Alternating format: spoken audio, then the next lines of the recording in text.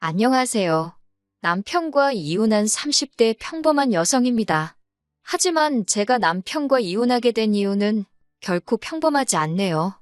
지금 이렇게 펜을 든 이유도 사실 생각할수록 어이없고 괘씸해서 남편이고 어머님이고 한번 개망신이라도 당하라고 하다못해 최소한 자기들이 얼마나 저질스러운 족속들인지 깨닫기라도 했으면 해서예요. 남편과는 사회생활을 하다가 알게 된 사이입니다. 누가 특별히 남녀 사이로 소개를 해준 건 아니고 건너 알게 되었다가 자연스럽게 가까워졌다고 해야 할까요? 그렇게 대략 4, 5년을 알고 지내다가 우연한 기회로 연인 사이까지 발전했네요. 이후로 2년간 연애를 하곤 결혼까지 하게 되었지요. 사실 저는 매사에 좀 심드렁한 편이에요. 원래는 이 정도까지는 아니었는데 어머니를 잃고 나서 성격이 바뀌었어요. 아버지는 제가 아주 어렸을 때 진작에 돌아가셨고요. 사고로 돌아가신 아버지에 대한 기억은 사실 거의 없습니다. 얼굴도 기억나지 않는 아버지다 보니 그리워할 것도 없었고요. 그래도 어머니가 넘치는 사랑을 주셔서 기죽지 않고 자랄 수 있었네요. 하지만 그런 어머니께서도 제가 대학에 들어가고 얼마 지나지 않아 세상을 떠나셨어요. 아마 아버지의 빈자리까지 채워주시려고 남들 하는 고생을 2배, 3배로 하셨던 탓이었겠지요. 그리고 그날은 유난히 화창한 날이었는데 어머니 얼굴색은 그렇지 못했습니다. 저는 어머니의 평소보다 훨씬 피곤해 보이는 모습에 걱정이 되어 병원에 가보시라 했지요. 사실 저희 어머니가 당신 건강에 있어서는 자부심도 엄청나셨고 고집도 한 고집 하셨거든요. 그런데 그때는 당신도 뭔가 이상하다 느끼셨는지 제 이야기를 듣곤 바로 병원에 가시대요. 그리고 며칠 뒤 어머님께선 유방암 말기 진단을 받으셨습니다. 손쓰기도 힘들 만큼 이미 여기저기 전이까지 되었다고요. 그리고 이후로 한 달도 못 버티고 세상을 떠나셨어요. 갑자기 생각지도 못한 상황이 눈앞에 닥치니까 하늘이 무너진 것처럼 슬프고 괴롭고 그런 어머니의 상태를 진작에 알아채지 못한 제 자신이 너무 원망스럽대요. 게다가 이제 어디서 뭐부터 시작해야 할지도 모르겠더군요. 저희 어머니는 3남 2녀 중 맞으셨는데 맞이이자 딸이라는 이유로 큰 희생을 강요당하셨습니다. 고등학교도 마치지 못하고 혼자 서울로 올라와 온갖 고생을 하며 돈을 버셔야 했는데 그 돈은 고스란히 삼촌들의 학비로 들어갔지요. 그러다 저희 아버지를 만나 간신히 가정을 이루셨던 건데 아버지는 하루아침에 세상을 떠나셨으니 저희 어머니 팔자도 참으로 박복하네요. 그렇게 고생만 하다 가신 어머니의 장례를 어떻게 치러드려야 할지 솔직히 이제 막 20살이 된 제가 알면 뭘 얼마나 알았겠어요. 그런데 정말 야속하게도 삼촌들은 누구 하나 먼저 나서주질 않대요. 소위 먹고 살만한 사람들이었는데 말이에요. 그런데 그때 유일하게 저에게 손 내밀어준 사람이 있었으니 그건 바로 이모였어요. 착하고 순에 빠진 어머니와 달리 자기는 언니처럼은 안 산다며 미국 남자를 만나 미국으로 떠났던 이모요. 이모랑 저희 어머니의 사이는 저도 정확히 뭐라고 표현해야 할지 모르겠네요. 애증이라고 해야 하나? 거기다 지금이야 한국이든 미국이든 뭐 세계 어디에 있건 연락하기가 쉽지만 그때는 그런 상황이 아니었거든요. 그렇다고 돈이 많아서 뭐 내킬 때마다 오갈 수 있는 것도 아니었고 그런데 이모에게 어렵게 어머니의 사망 소식을 알리니 한달음에 한국으로 와주었습니다. 그리고는 이모도 한국을 떠나 있은 지 오래라 많은 것이 낯설었을 텐데도 선뜻 저를 대신해 많은 것들을 처리해 주었어요. 그렇게 이모 덕분에 어머니를 잘 보내드릴 수 있었네요. 이모는 장례가 끝나고 얼마 안 있다가 다시 미국으로 돌아갔습니다. 그리고 이후로는 자주는 아니더라도 이따금씩 서로 소식을 묻고 지냈어요. 이모가 자세히 말한 적은 없지만 느낌상 이모도 사는 게 편치 않다는 것 정도는 알 수 있었지요. 한편 저는 대학을 중퇴하고 곧바로 취업 전선에 뛰어들었습니다. 그리고 다행히 운 좋게 꽤 괜찮은 중소기업에 들어갔어요. 거기서 남편도 만난 거고요. 남편에게는 연애를 시작하고 얼마 지나지 않아 진작에 제 가족관계라던가 소위 약점이 될 만한 건 다 까놓고 말했습니다. 앞서 언급했다시피 매사에 심드렁해지다 보니 싫다는 사람 나도 싫고 간다는 사람 나도 안 잡는다는 식으로 성격도 변해 있었거든요. 그런데 다행이라고 해야 할지 제 이야기를 들은 남편이 저더러 힘들었겠다며 이제 자기가 저에게 힘이 되어주고 싶답니다. 상투적인 표현이긴 했지만 그때만큼은 진심처럼 들렸고 믿고 싶었던 게 사실이에요. 처음 시댁에 인사를 드리러 갔을 때 남편이 어머님께 어느 정도 제 사정을 미리 설명해 놓은 덕분에 크게 난처한 일은 없었어요. 어머님께서 특별히 인자하거나 따뜻하게 맞아주신 건 아니지만 사람마다 표현하는 게 다르잖아요. 성격 자체가 무뚝뚝하신 분이구나 그렇게 생각했지요. 그리고 이것도 다행이라고 해야 할지 재산이라고 하기도 뭐하지만 제 경제적 사정이나 남편 사정이나 별반 차이가 없었어요. 어머님 아버님은 집 한 채 갖고 계신 거랑 최소한의 노후 준비만 되어 있는 상황이라 달리 저희에게 도움을 주실 여유가 없으셨고요. 그래서 자의반타의반으로 반반 결혼을 하게 되었는데 솔직히 이 정도면 제가 많이 처지는 결혼이란 생각이 들진 않았지요. 그런데 이것도 지금에서야 돌이켜 생각해보니 제 착각이었던 모양입니다. 그 일이 있기 전까지 짧다면 짧고 길다면 길었던 제 결혼 생활을 돌이켜보자면 솔직히 녹록지만은 않았어요. 나중에 애라도 태어나면 어머님이 봐주신다 하시니 그렇다고 제가 달리 맡길 친정이 있는 것도 아니고 시댁 근처에 집을 얻으라는데 싫다 할 만한 명분이 없었습니다. 어차피 신혼은 1년만 즐기고 아이를 가질 계획이기도 했으니 좋은 게 좋은 거다 생각하고 시댁 근처에 신혼집을 구했지요.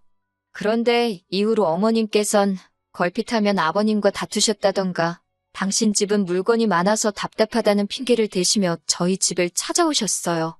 뿐만 아니라 걸핏하면 이거 필요하다 저기 가고 싶다 하시며 돈을 말 그대로 뜯어가시기 일쑤였습니다. 여러 가지로 스트레스를 받다 보니 임신은 당연히 되지 않았고요. 결국 견디다 못한 제가 남편에게 도움을 요청해보기도 했지만 별 소용은 없었지요.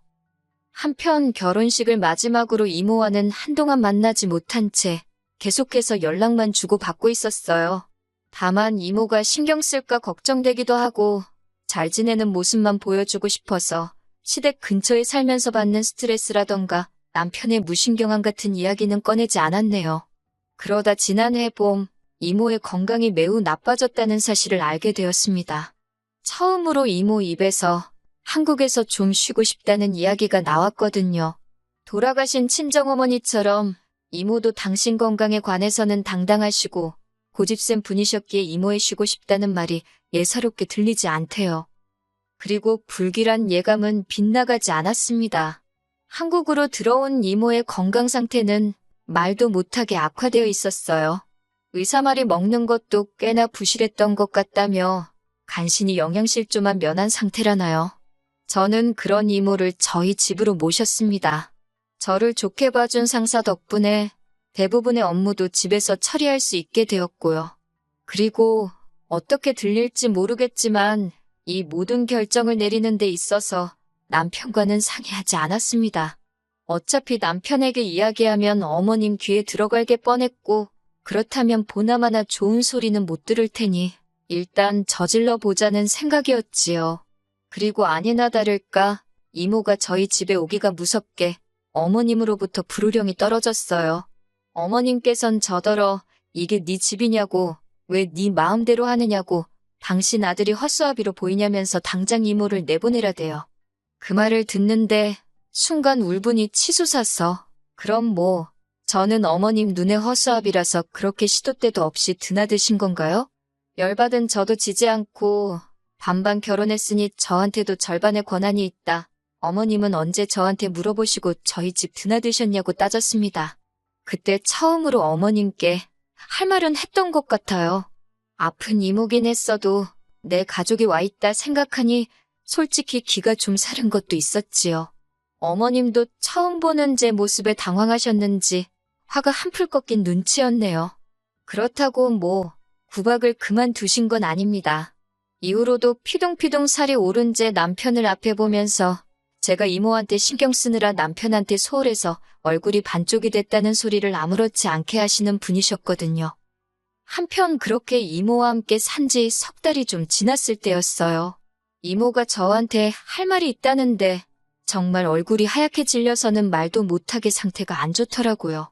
119에 연락을 하고 5분인지 10분인지 짧았지만 저에겐 연것 같던 시간을 기다리는데 이모가 저더러 혹시 당신이 잘못되면 당신 여행 가방에 노란 주머니가 있다고 꼭 저더러 그걸 챙기랍니다. 저는 그런 이모가 너무 야속해서 왜 그런 소리를 하느냐고 성질을 냈지요.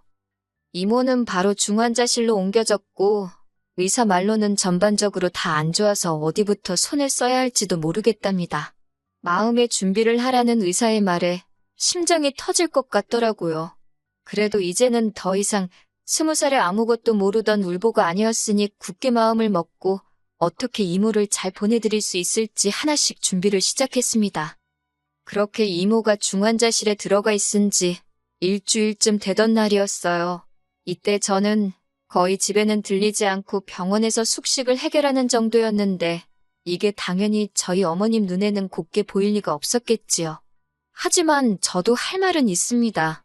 이모는 저에게 유일한 친정 식구였고 그 사실을 남편은 물론이고 어머님 아버님도 잘 알고 계셨어요.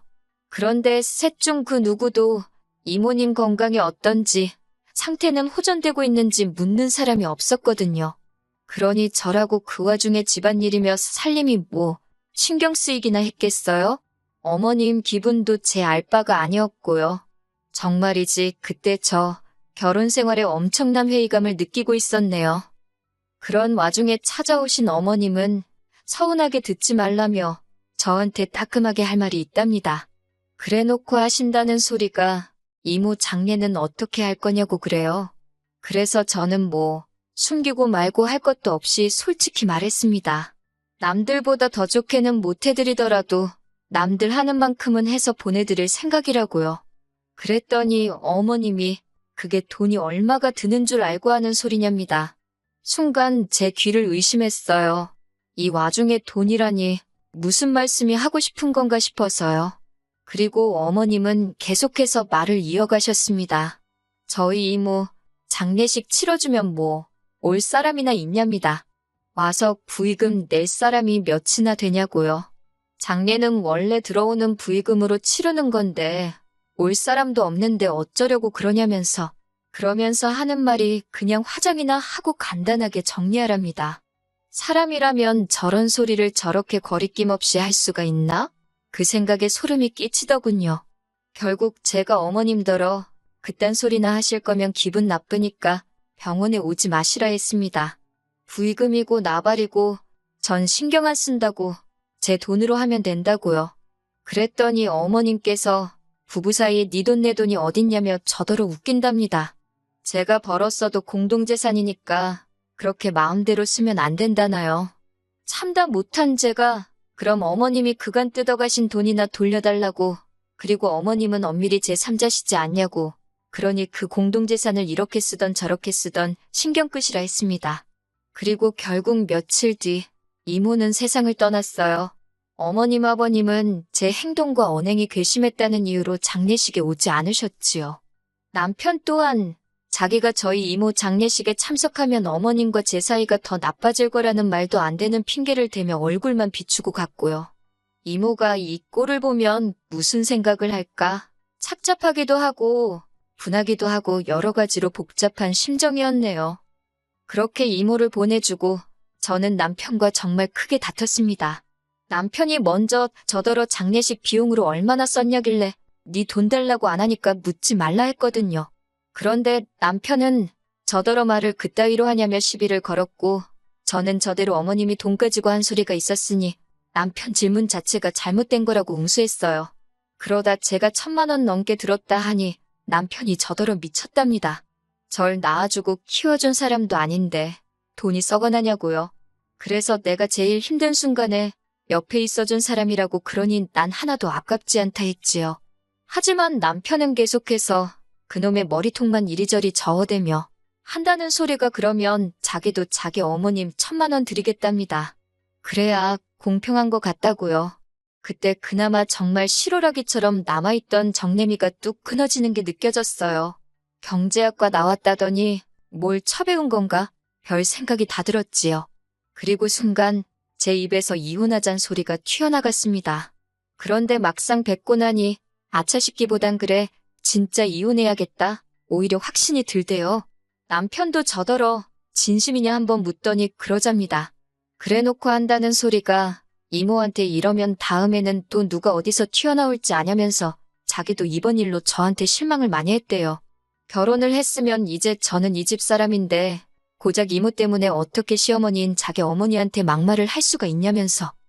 결론부터 이야기하자면 결국 그 일을 계기로 이혼하게 됐습니다. 막상 두 사람 다 이혼을 원하니까 나라에서 기다리라는 그 시간이 안 가서 죽을 맛이었지. 달리 해야 할 일도 어려운 일도 없더라고요. 장례를 치르고 얼마 되지 않아 이혼까지 하고 나니 솔직히 제정신으로 버티기가 힘들었어요. 그래도 주변 친구들과 지인들의 도움으로 조금씩 극복해내고 있었지요. 그러다 지난달에 미루고 미루던 이모의 유품 정리를 했어요. 그리고 거기서 이모가 말했던 노란색 주머니를 발견하곤 저는 정말 기절하는 줄 알았습니다. 그 안에는 샛노란 금덩어리가 여러 개 들어있었거든요. 어떤 건 열쇠 모양을 하고 있고 아주 작지만 두꺼비 모양도 있었고 게다가 제법 알이 큰 다이아가 박힌 보석들도 여러 개 있더군요. 하지만 그것들 사이로 더 눈에 띄는 것이 있었으니 그건 바로 이모의 글씨체가 적힌 메모 한 장이었습니다. 이모는 진작부터 가까이서 저를 보살펴주지 못해서 미안하다며 그런데도 이렇게 제가 당신을 챙겨줘서 고마울 뿐이라 했습니다.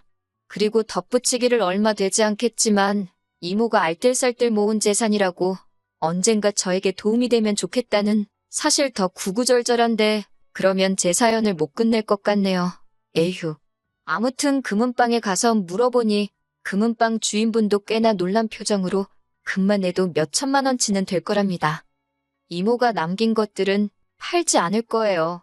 사실 친정어머니는 그 흔한 귀걸이 한쪽도 남기고 가신 게 없어서 그게 저에겐 늘 한이었거든요. 그래서 이모가 남겨준 선물은 저에겐 무엇과도 바꿀 수 없는 의미가 있지요. 살다가 힘든 순간순간 이렇게 나를 생각해주는 사람이 있었다는 그 사실이 그리워질 때 한 번씩 들여다볼까 해요. 그리고 사람이 마음을 곱게 써야 한다는 말이 참으로 맞는 말입니다.